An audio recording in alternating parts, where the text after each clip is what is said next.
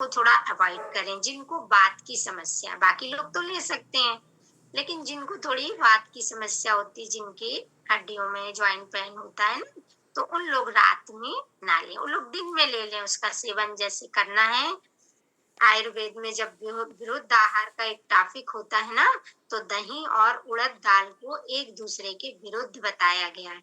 ये लेना नहीं चाहिए, लेकिन मनुष्य जो है अपने स्वाद के लिए, उसे स्वादिष्ट बनाने के लिए दही बड़ा खा लेता है, तो दिन में ले लें, ठीक है ना। और कभी कभी लेते हैं, अपन रोज तो दही बड़ा खाते नहीं है, तो ऐसा सोचें कि वो हमें नुकसान नहीं करता। हमेशा सकारात्मक हर चीज के लिए सोचें।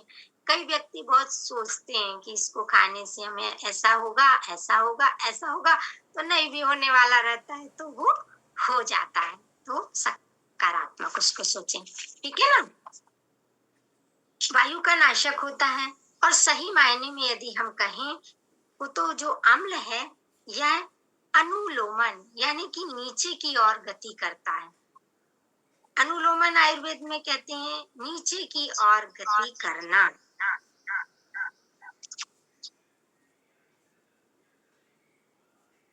रक्त में पित्त को बढ़ा देता है। जब ज्यादा मात्रा में आप ले लेते हैं तो हमारे शरीर में पित्त पित्त भी एक क्या है, दोष है हमारे शरीर का। वात पित्त कफ, तो पित्त को बढ़ा देता है, यानी एसिडिटी को बढ़ा देता है।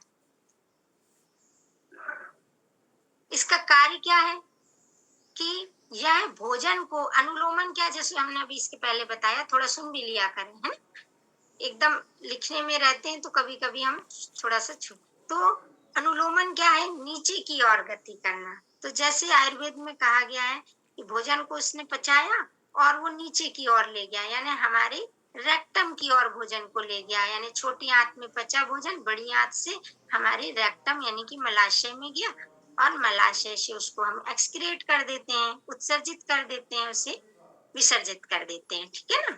तो भोजन को पचाकर उसे मल रूप से बाहर करता है। पेट की जलन को शांत करता है। यदि संतुलित मात्रा में लेते हैं तो हमारी एसिडिटी को शांत करता है। इंद्रियों में चैतन्यता लाता है। ये इसका लक्षण एवं कार्य था। सबसे जुड़ा हुआ आज हमारी रसोई से जुड़ा हुआ ही ये रोचक रस का संसार है। अब तीसरे रस की ओर चलते हैं, लवण। लवण यानी कि नमक। तो नमक क्या करता है, हमारे मुंह में पानी लाता है ना। अभी आप सुबह सुबह बात कर लो कि गरम गरम समोसे और आलू बंडे आ जाए तो सबके मुंह में पानी आ जाएगा भाई, ठीक है ना। तो नमकीन जो है जिनको प्रिय होता है ना, तो मुख में जल पैदा करता है, मुख में जल पैदा करता है, या कहें हमारी लार ग्रंथि से लार को बढ़ाता है। अन्न में रुचि पैदा करता है। आप बिना नमक का भोजन यदि आप बिना नमक का भोजन करेंगे तो आपको अच्छा लगेगा क्या? नहीं लगेगा। यदि नमक ज्यादा हो जाएगा तब भी अच्छा नहीं लगेगा, और कम हो जाए तब भी अच्छा नहीं लगेगा। तो इसकी भी एक संतुलित मात्रा यदि रहती है तो अन्न में रुचि पैदा करता है, उसको रुचिकारक स्वादिष्ट बनाता है। हम जो भी खाते हैं तो उसको स्वादिष्ट बनाता है। गले की जलन को दूर करता है। अब गले की जलन से तात्पर्य है कि कभी कभी आप लोग देखिए कि कुछ खाने पीने में यदि गड़बड़ हो जाता है तो हमारे टॉन्सिल्स बढ़ जाते हैं, या फिर हमें छाले वगैरह आ जाते हैं।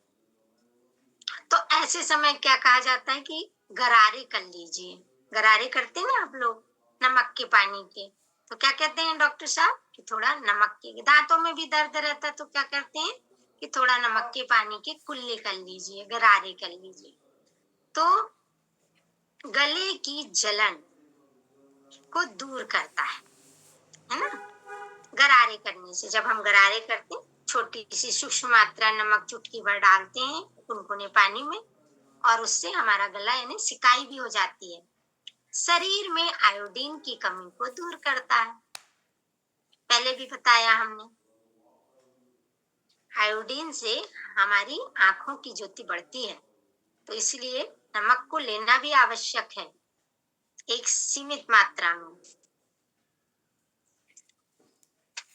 ये तो इसके लक्षण थे। अब इसके कार्य भी क्या है? पाचक होता है, शरीर में नमी लाने वाला होता है, हमारे शरीर में नमी को लाता है।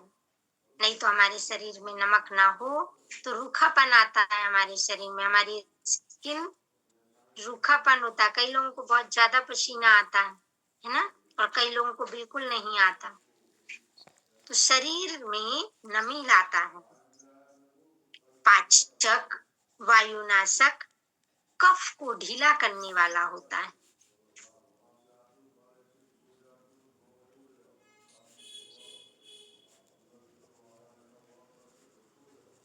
चिकना, नमक चिकना, तीक्ष्ण और उष्ण होता है।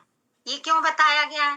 तीक्ष्ण यानी जब खारा हो जाता है तो हमको अच्छा नहीं लगता ना, इसलिए उसको तीक्ष्ण बताया गया है। उष्ण, थोड़ा गर्म भी बताया गया है कि उष्ण होता है। नेत्रों के लिए लाभदायक होता है।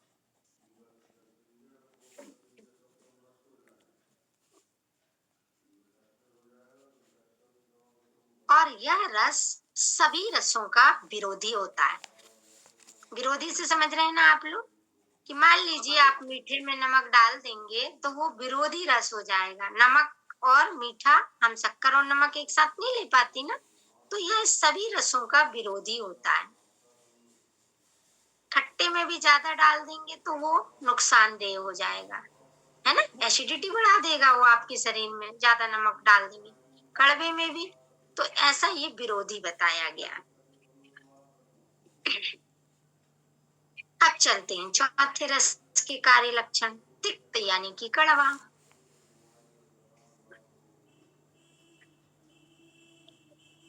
कड़वा रस मुख को साफ करता है, इसका लक्षण है।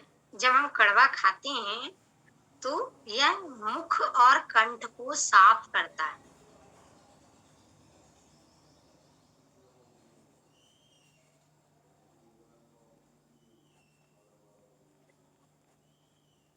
अन्य रसों को ग्रहण करने में असमर्थ होता है थोड़ा। देखिए, आप यदि जब कड़वा खाते हैं और उसके बाद यदि आपने दूसरा कोई रस खाया तो उसका स्वाद एकदम से आपको सही नहीं आता। तो इसलिए जैसे नमक को सब रस का विरोधी बताया गया है ना, वैसे ही इस तिक्त यानी कड़वे को अन्य रसों को ग्रहण करने में असमर्थ बताया गया है। जब हम अन्य रस लेते हैं कड़वा खाने के बाद तो हमें उसका सही स्वाद नहीं आता। अन्य रसों का ग्रहण करने में असमर्थ करता है। खाने में कभी कभी अरुचि पैदा करता है। अब जिनको कड़वा पसंद नहीं है तो उनके लिए तो वैसे ही भोजन उस दिन का थोड़ा सा अरुचिकर हो जाता है ना, कि आज तो कड़वी सब्जी बनी है, करेले की सब्जी बनी है, या कुछ मेथी दाने की सब्जी बनी, या मेथी भाजी बनी है। ये भी कड़वी होती है, मेथी की भाजी है ना, मेथी। लेकिन मेथी को भी एक है ना, मैं मेथी का याद आ गया नाम, तो मेथी भी बहुत अच्छी वातनाशक औषधि है। हमारी जो मातृ बहनों को जॉइंट पेन होता है ना, उनको खाली पेट आधी चम्मच मेथी का दाना रात में पानी में डाल दें और सुबह उसका पानी पी लें और उस मेथी दाने को चबा चबा कर खा लें। तो ये जॉइंट पेन की, और खासकर इसका का प्रयोग ठंड में ज्यादा करें। अभी तो खैर गर्मी आने वाली है तो गर्मी में नहीं करना है, क्योंकि ये गर्म होती है तो फिर जलन पैदा करती है हमारे शरीर में। कुछ बहनों को यूरिन में जलन या पेट में जलन इस टाइप से होने लगती। तो इसका प्रयोग आप शीत ऋतु में जरूर करें। खाने में अरुचि पैदा करता है क्योंकि कड़वा होता है। अब इसका लाभ देखिए। लाभ यह है कि ये कृमि का नाश करता है। हमारे शरीर में छोटी छोटी कृमि हो जाती हैं जिन्हें हम टेप वर्म कहते हैं। कृमि नाशक कीड़े हो जाते हैं, जिससे कहें छोटे छोटे कीड़े।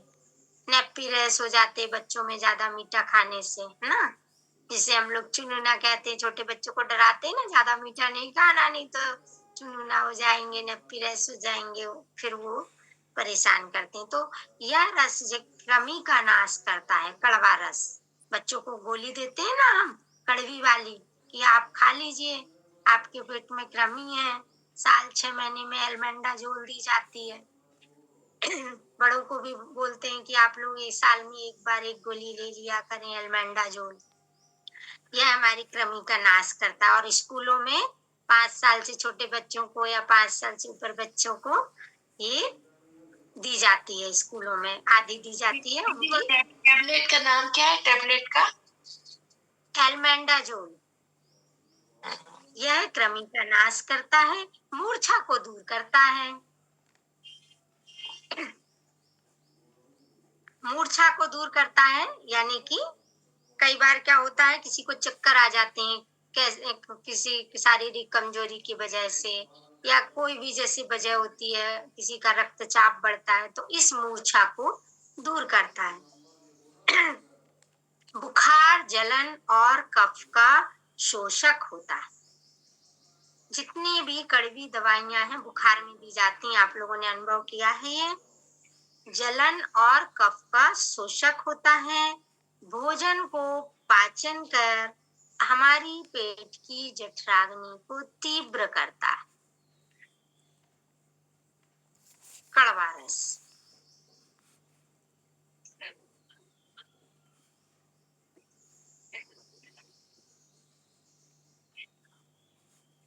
दीदी क्या है? और मधुमेह जठराग्नि को क्या करता है?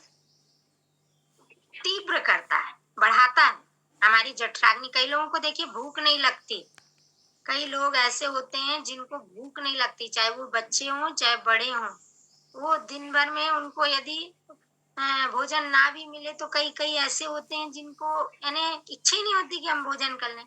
तो यदि उनको ये जो कड़वा है, यदि मान लीजिए उनकी रुचि के अनुसार कोई भी कड़वी चीज उनको दी जाए, करेले की सब्जी को अच्छी थोड़ी सी स्वादिष्ट बना के दी जाए, तो उनमें वह जब वो खाते हैं तो भूख को बढ़ाता है, जठराग्नि को तीव्र करता है। जब हमारी जठराग्नि तीव्र रहेगी तो हमें भोजन भूख लगेगी। ये था चौथा वाला। अब 5वें वाले की ओर चलते हैं। कटुक यानी कि तीखा। बहुत से लोगों को तीखा बहुत पसंद होता है।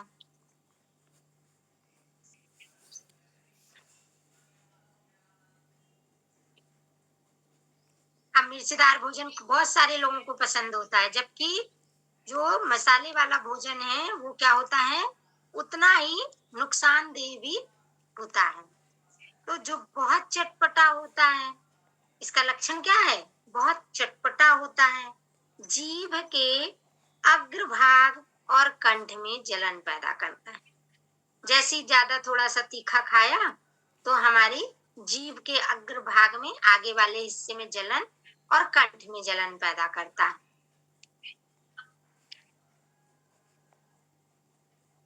और जैसी ज्यादा मात्रा में लिया तो क्या होने लगता है, हमारे मुख और नाक से क्या होता है और आंखों से तक पानी आ जाता है। ज्यादा जैसे अपन ने ज्यादा मिर्ची वाला भोजन किया, एकदम से तीखा लगा, तो हमारे मुख, नाक और आंखों में पानी आ जाता है, पानी बहने लगता है ना, ज्यादा मिर्ची वाला भोजन करने से।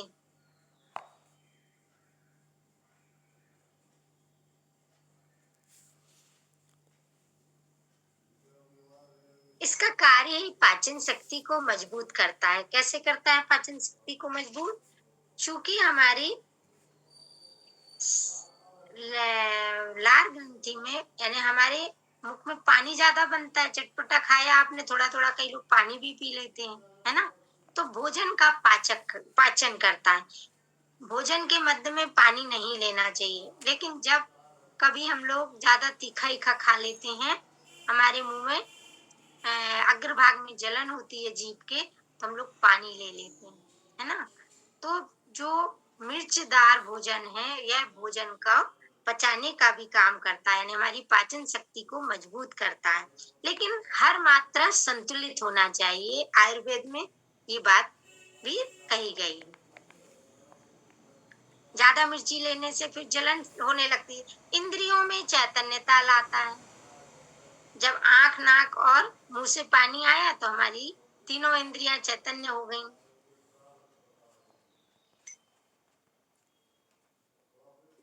जमे हुए रक्त को भेद कर उसे घुलनशील करता है।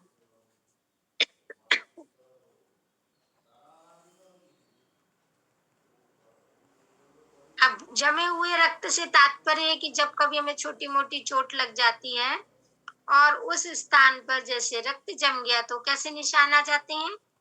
नीले नीले निशान आ जाते हैं, है ना? नीले हरे निशान आ जाते हैं।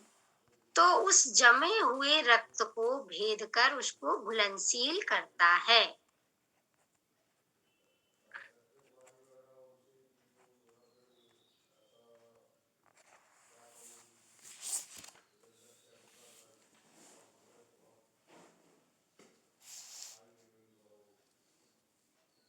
फिर आते हैं अपन पांचवें रस की ओर, कषाय यानी कि कशैला।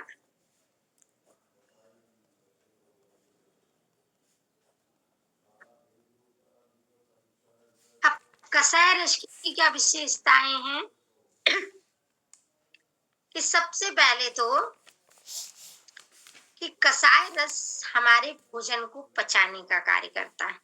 क्योंकि हम कभी भी कषाय रस क्या करते हैं, भोजन के बाद लेते हैं ना। पान क्या करते हैं, पान है, सौंफ है, अजवाइन है, आंवला सुपारी है, कुछ भी हम लोग क्या करते हैं, भोजन के बाद लेते हैं।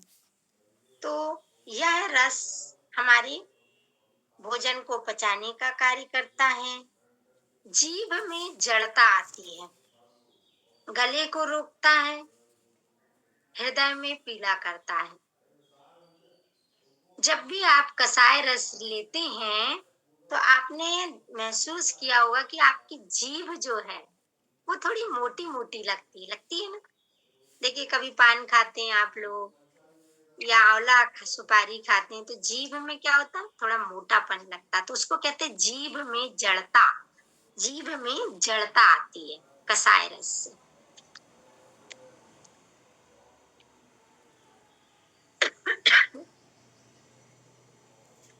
दीदी गले में क्या करता है?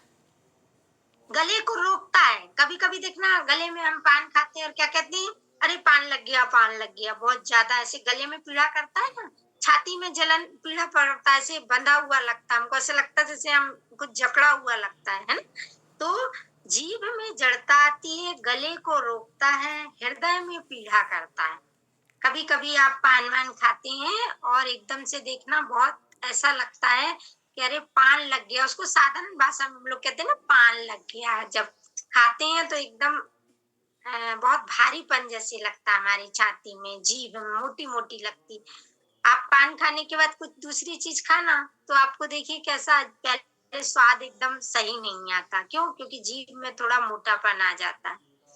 कषाय रस है, कसैलापन आ जाता है, अपने मुंह में एक स्वाद भी जो है वो कसैला टाइप का हो जाता है।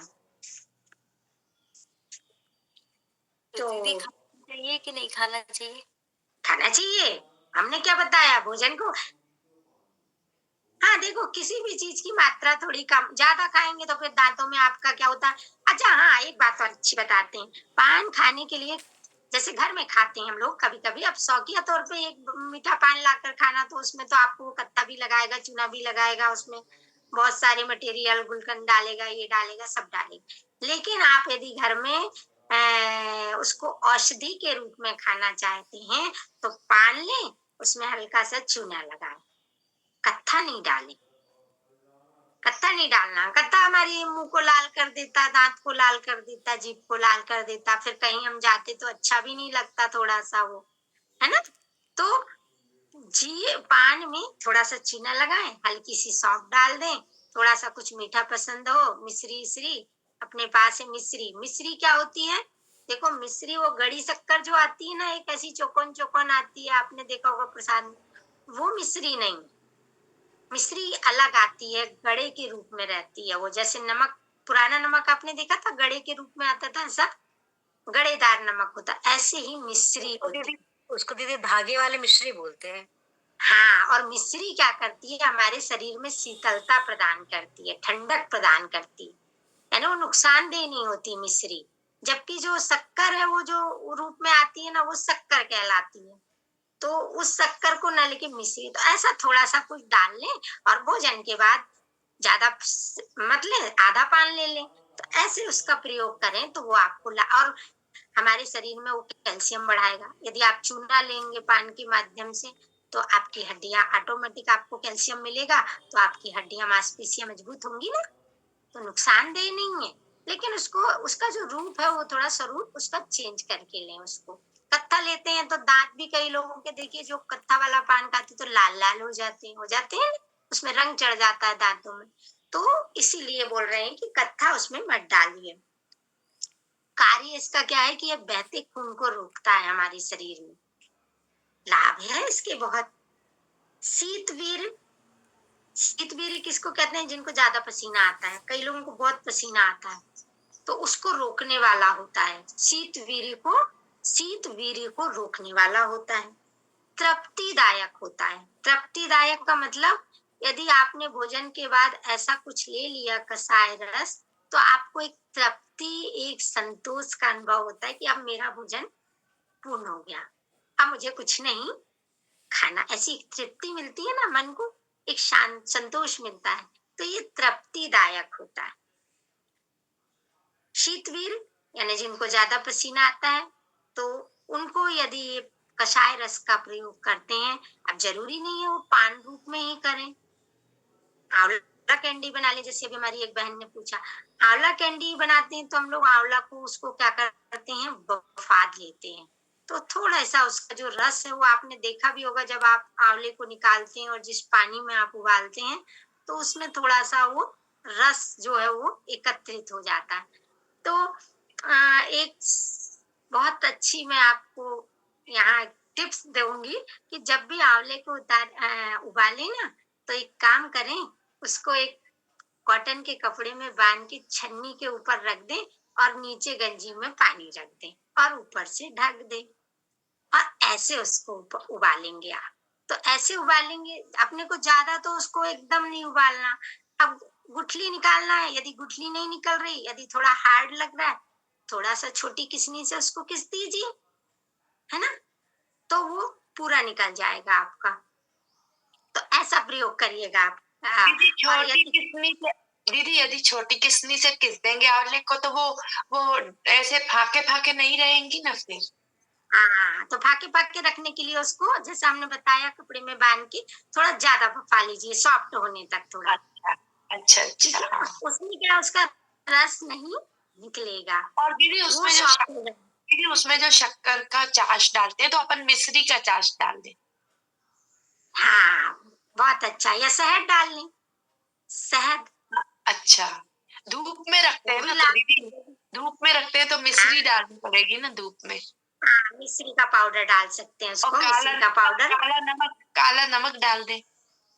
काला नमक और काली मिर्ची भी, ठीक है, थोड़ी सी चुटकी भर। ओके उसमें एक दीदी। टेस्ट आ जाएगा। देखो हमारी मातृ बहनें स्वाद के लिए तो बहुत सारे उपाय कर लेती हैं, भोजन को स्वादिष्ट बनाने के लिए, है ना। वैसे हमारी ये बहन ने बताया कि इसको, कैंडी को स्वादिष्ट बनाने के लिए हम उसमें काला नमक, काली मिर्ची, थोड़ा सा मिश्री पाउडर डालकर उसको सुखा लें, और वो भी पाचक का कार्य का। अजवाइन है, अजवाइन को भी हम भून कर उसमें हल्का सा नमक यानी थोड़ा सा उसको रखते हैं, वैसा कर लेते हैं। सौंफ है, उसको भी। तो ये सब अपनी, तो दीदी जिसका जो जो आपने बताया ना, तो वो कपड़े में बांध करके और छन्नी के ऊपर नीचे से पानी, तो कपड़े में बांधना है ना दीदी? कॉटन के पतले कपड़े में, सूती कपड़े कॉटन के में। पास। हाँ, ठीक है, चलो अब आगे चलते हैं। हम क्या बता रहे थे कि शीतवीर तृप्तिदायक, यानी तृप्ति मिलती है हमको, जब भोजन के बाद हम कोई भी इस कषाय रस को ले लेते हैं तो हमको एक संतोष मिलता है। अब चूंकि भोजन को बहुत अच्छे से पचाता है तो शरीर को दुबला करता है। जो मोटे लोग होते हैं ना, उनको सेवन करना चाहिए, तो उसमें क्या है, पाचक रस ज्यादा बनेगा, उनका भोजन पचेगा, क्योंकि यानी मोटे व्यक्ति को पतला करता है। कुछ व्यक्ति ऐसे होते हैं ना जो बहुत ज्यादा मोटे रहते हैं, अब उनका भोजन पचता नहीं है, लिवर में थोड़ी सी, जैसे मान लो कोई डिफिशियंसी होती है, लिवर पचाने में यदि असमर्थ होता है, तो ऐसे पाचक रस यदि बढ़ता है, भोजन पचता है। कई लोगों में क्या होता है, मोटे लोगों में भोजन नहीं पचता, उनका मोटापा क्यों बढ़ता, फैट बढ़ता है। और एक बात और बताएं, कभी भी आप लोग कोई तेली पदार्थ खाते हैं, तेली पदार्थ से तात्पर्य, जब भी कोई ऑयली फूड आप लोग लेते हैं ना, तो उस ऑयली फूड को लेने के बाद आप लोग फ्रिज का ठंडा पानी ना पिए। खासकर छोटे बच्चे या घर में जो हमारे बच्चे रहते हैं, वो ऑयली फूड खाते हैं और उसके बाद वो चिल्ड वाटर पीते हैं। आजकल बच्चे कहते हैं ना, हमको चिल्ड वाटर चाहिए, तो ठंडा पानी उनको नहीं पीने दें, और पानी थोड़ा देर से पीने दें, स्वयं भी और बच्चों को भी। और थोड़ा यानी कुनकुना, तो अब गर्मी है तो कुनकुना तो नहीं कहेंगे, लेकिन साधारण टेम्परेचर के पानी को ही पिए। तो क्या होता है, उसका एक कारण हम आपको बता देते हैं। जब ऑयली फूड लेते हैं ना, तो ऑयली फूड में क्या होता है, फैट की मात्रा ज्यादा होती है ना। और वो फैट क्या होता है, जब अंदर गया और आपने ऊपर से उसमें ठंडा पानी डाल दिया, तो वो फैट जमा हो जाता है। तो जमा हो गया तो वो शरीर में पचता नहीं है, फिर वो शरीर में फैट के रूप में बढ़ता है ना, हमारा मोटापे को बढ़ाता है। हमारे शरीर में जो मोटापा बढ़ता है ना, वो फैट के बढ़ने से बढ़ता है। वसा, जिसको हम वसा कहते हैं, वसा में चिकनाई होती है ना, तेल में चिकनाई होती है, उसको वसा कहते हैं।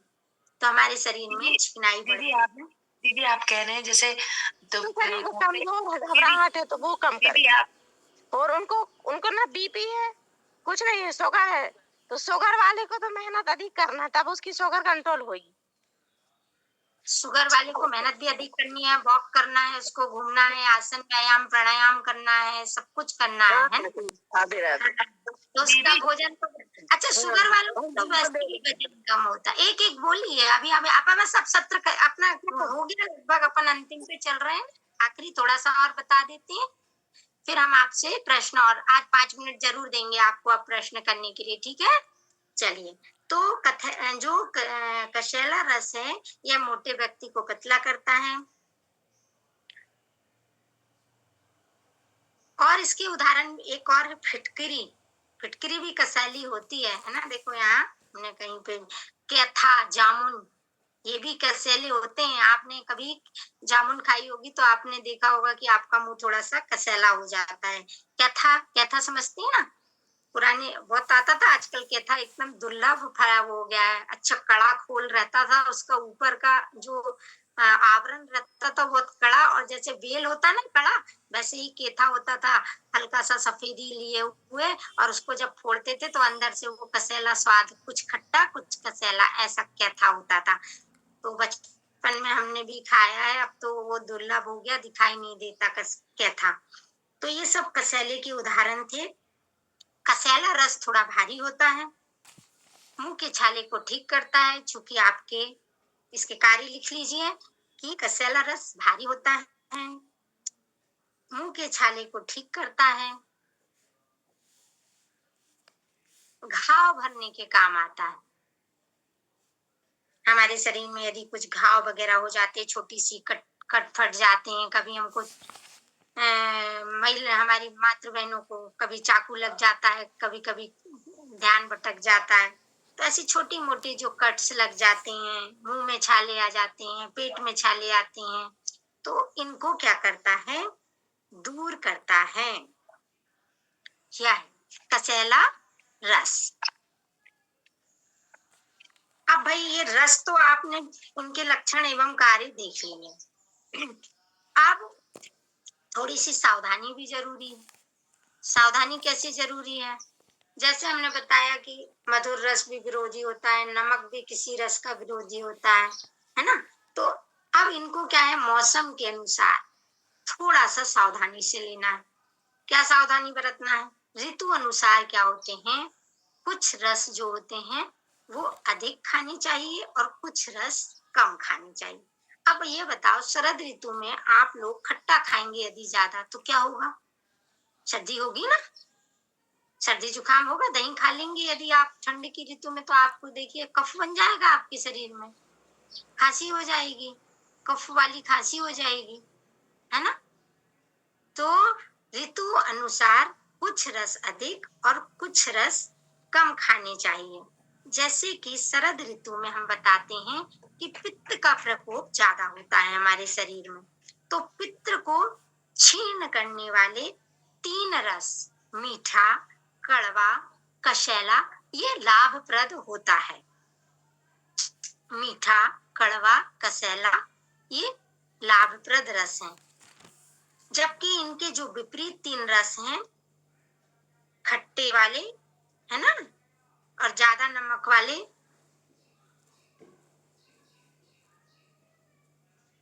और तीखे वाले, इनको कम खाना चाहिए।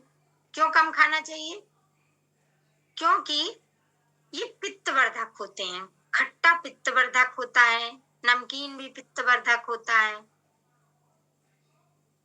तो ये शरीर में दोष पैदा करते हैं। तो ये एक सी सावधानी होना चाहिए।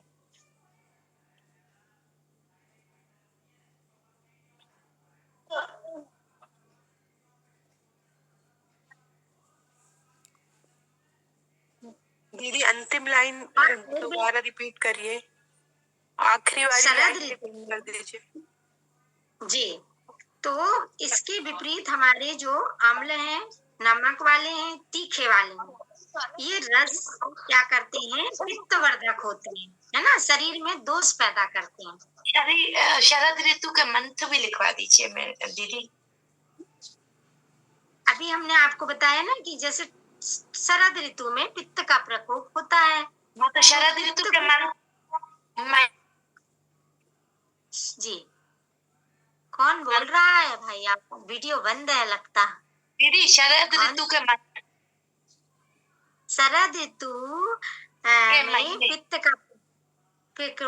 पित्त का प्रकोप ज्यादा होता है, इसलिए उसको क्षीण करने वाले, उसका समन करने वाले, उसका नाश करने वाले 3 रस जो हैं, मीठे, कड़वे और कसेले, ये लाभप्रद हैं। शरद ऋतु के महीने लिखवा दीजिए कौन कौन से। शरद ऋतु ठंड का ऋतु, शिशिर ऋतु। अच्छा, ठंड ऋतु, अच्छा मंथ, अंग्रेजी मास, अक्टूबर, नवंबर, दिसंबर, जनवरी। हमारी जो शीतकाल की ऋतु क्या कहलाती है? 4 महीने होते हैं ना, वर्षा काल, ग्रीष्म काल और शरत काल। तो अब देखो, अभी ग्रीष्म ऋतु शुरू होने वाली है हमारा, ये चैत्र मास से शुरू, चैत्र, वैशाख, है ना, जेठ, आषाढ़, आषाढ़ से और सावन भादो से फिर बारिश शुरू हो जाती है हिंदी मास में। और अंग्रेजी मास में आप लोग ऐसे जून, जुलाई, अगस्त, सितंबर ऐसे कहते हैं ना, अप्रैल, मई, जून, है ना, ये सब क्या है? अभी गर्मी पड़ने लगी ना, मार्च से होली होती है, फागुन, फागुन मास से ग्रीष्म ऋतु आ जाती है, हिंदी में फागुन, चैत्र, वैशाख, है ना, ऐसे 12 मास हिंदी के भी हैं, 12 मास अंग्रेजी के भी हैं। तो 4 महीने रहते हैं। और वो जो मौसम का संधि काल क्या कहलाता है? जब एक मौसम हमारा जाता है, जैसे अभी हमारी शरद ऋतु गई और हम लोग फरवरी के बाद से महसूस करने लगते हैं ना कि जनवरी के बाद से ही जब हमारा सूर्य उत्तरायण होता है, संक्रांति पर्व आता है, तो उस सबके बाद से दिन थोड़े बड़े होने लगते हैं ना, थोड़ा थोड़ा हमको भी, तो वो संधि काल कहलाता है। एक मौसम खत्म हुआ, दूसरा मौसम चालू हुआ, तो उस काल में भी बहुत से लोगों को डिफिशियंसी आती है, किसी को जुकाम, फीवर, ये तो उस संधि काल में थोड़ी सी सावधानी बरतना चाहिए। तो ये सावधानी थी। तो कुल मिला के क्या निकला अर्थ हमारे सिट्रस के बारे में? अब जब शादी विवाह समारोह में जाएंगे, किसी जन्मदिन समारोह में जाएंगे, तो क्या करेंगे? सबसे पहले मीठा खाएंगे। मीठा खाएंगे क्योंकि मीठा क्या होता है?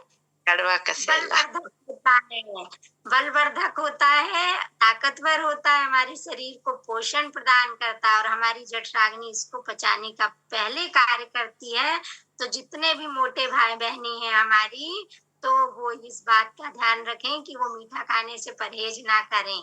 कई लोग बोलते हैं ना, हम बहुत मोटे, हम मीठा नहीं खाते, नहीं तो हमें और ज्यादा फैट बढ़ जाएगा। तो मीठा खाने से डरना नहीं है, सब खाना है, आराम से पच जाएगा, आपकी जठराग्नि इसको पचा लेगी।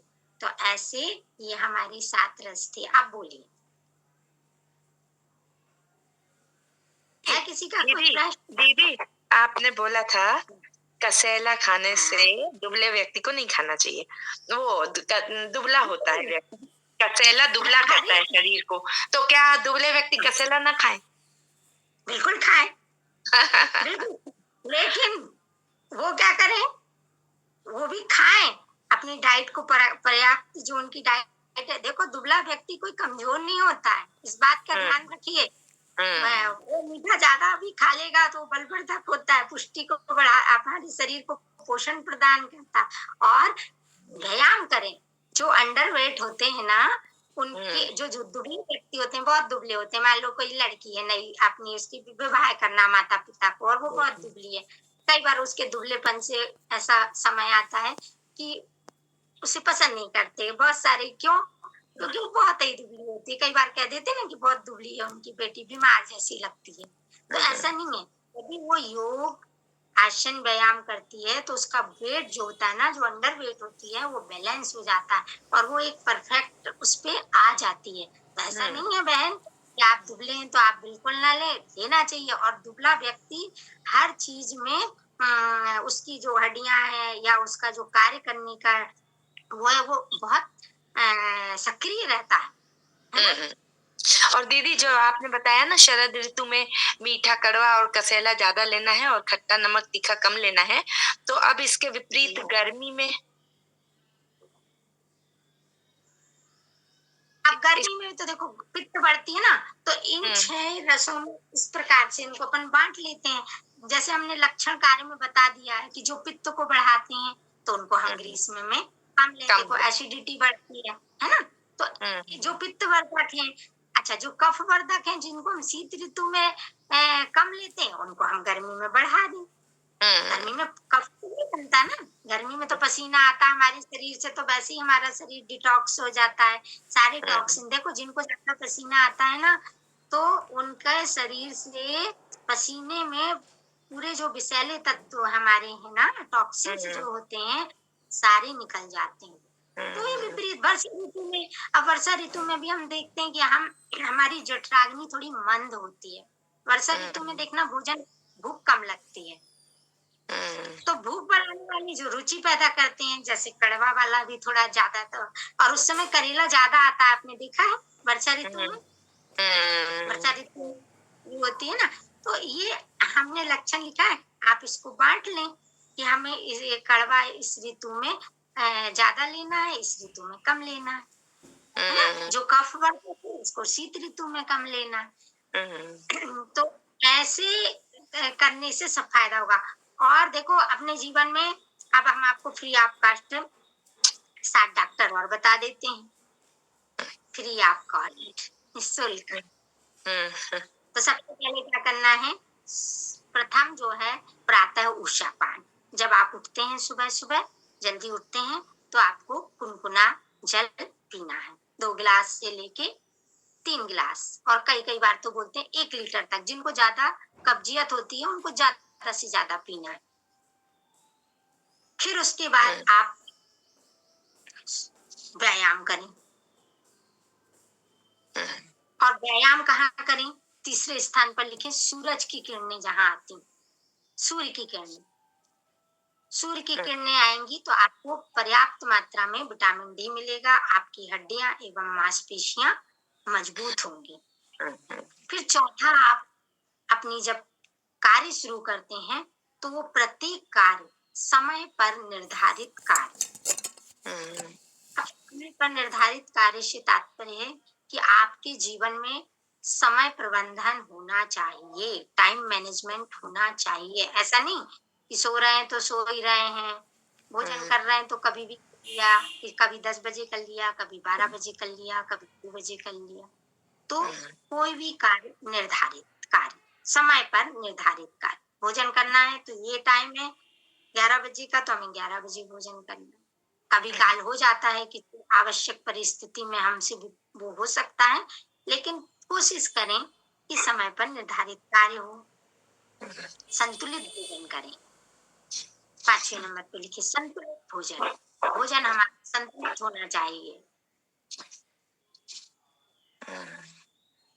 फिर 6वें नंबर पे विश्वास आता है, ये भी एक फ्री ऑफ कॉस्ट डॉक्टर अब विश्वास कैसा कि हम जो कर रहे हैं, जैसे अभी आप लोगों ने एक बहुत सुंदर निर्णय लिया कि हमें इस योग प्रशिक्षण को लेना है 1 महीने। ये आपका बहुत सुंदर निर्णय है कि आपको 1 महीने योग प्रशिक्षण लेना है। आप लोग ले रहे हैं ना? सभी हमारी बहनें सुबह 5 बजे से उठ जाती हैं और मोबाइल पर अपना ऑनलाइन क्लास है तो चालू कर लेती हैं। तो अब इसको क्या करना है? कंटिन्यू इसको करते रहना और इस पर एक विश्वास रखना है कि हमने इस में कदम बढ़ाया है तो इससे हमें लाभ होगा। ये आपका विश्वास हो गया। यदि आप ये सोच लें कि अरे यार अब तो हो गया प्रशिक्षण, सर्टिफिकेट भी आ जाएगा, मिल जाएगा, अब हो गया, अब इसको हमें क्या नहीं करना, तो नहीं करना वाला आपको नहीं लाना, इसको करना, रोज करना है, घर में करना है, यदि आपके आसपास योग कक्षा है तो वहां जाके करना है। और योग कक्षा यदि आप 4 लोगों को जोड़ सकते हैं तो ये आपका सोने पे सुहागा होगा कि आप अपने घर में या किसी ऐसे स्थान को चयन कर लें कि भाई मैंने 1 महीने प्रशिक्षण दिया, अब मैं आप लोगों को भी देना चाहती हूँ। तो वो आप बहुत अच्छा पुरुषार्थ होगा, यानी आप परोपकार की भावना आ जाएगी अपने मन में। और 7वां जो डॉक्टर है फ्री का अवकाश, वो है संगीत, यानी म्यूजिक। हमारे जीवन में संगीत होना चाहिए। संगीत कैसा होना चाहिए? मधुर होना चाहिए, बहुत तेज आवाज वाला संगीत नहीं होना चाहिए। बहुत धीमी आवाज में संगीत सुने, क्योंकि आप तेज आवाज में संगीत सुनेंगे तो आपके कानों के लिए तो नुकसानदेह होगा ही, साथ में आपके हृदय में भी वह आपकी हृदय की जो स्पंदन है, आपकी हृदय की गति को बढ़ाता है। आप देखिए घबराहट होने लगती है, जिन लोगों को शोर सहन नहीं होता उनको घबराहट होने लगती। तो ये थे 7 डॉक्टर। और अब आपने हमने बता दिया है, आप 4 लोगों को सिखाएंगे तो परोपकार करेंगे। एक बहुत सुंदर गीत है, 4 लाइन आपको सुनाती हूँ और फिर आज इसके सत्र की